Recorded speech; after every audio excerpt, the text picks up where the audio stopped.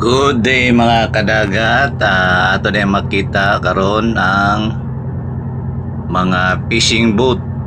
Paingon diri sa may kilid na mo mga kadagat to. Arin diri moagi sa kilid na mo diri sa may port side. Gikan ni sila sa lawod mga kadagat. Tapos dunggo ni sila sa Sanggali Fishport.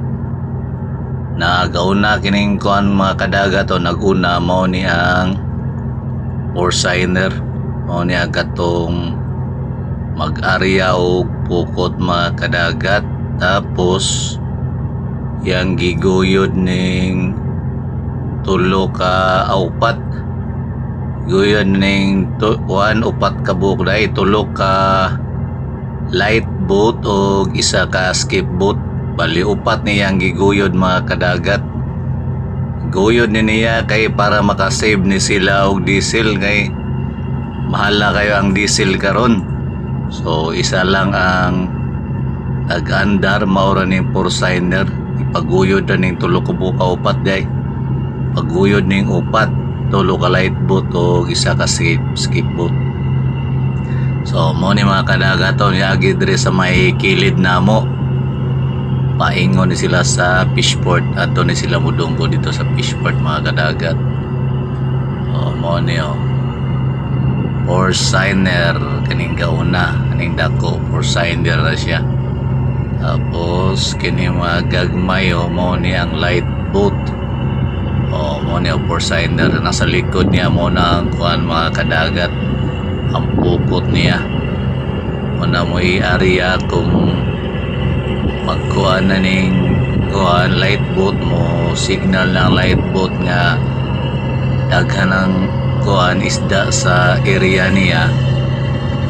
Mo na ni tuyukan na ni sa porciner mo, aryahan na nila og pukot mga kadagat. Pero karong adlaw sa ni sila pauli sa ni sila diri sa Dublin, dunggo ni sila diri sa may Sanggali Fishport. Mo ni og iguyod niya ni mga gagmay kay para makabudget siguro niya og diesel. Bahala biya ang diesel karon. Mo na iguyod na lang niya ni upat ka buok gagmay, kasave pa sila ng diesel. Kani light boat yapon siya kato light boat.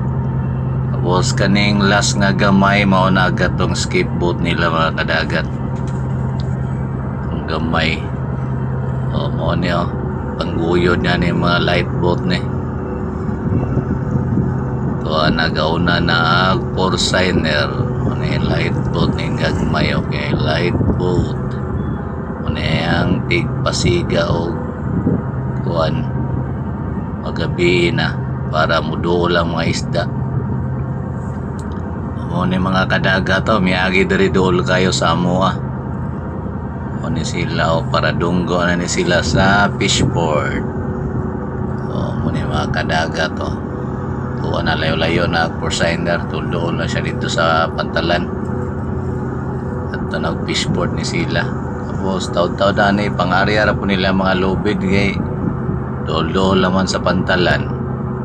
Buhian na ni sila kay dol-dol na sila na magpaandar po sila mga makina mga kadagat.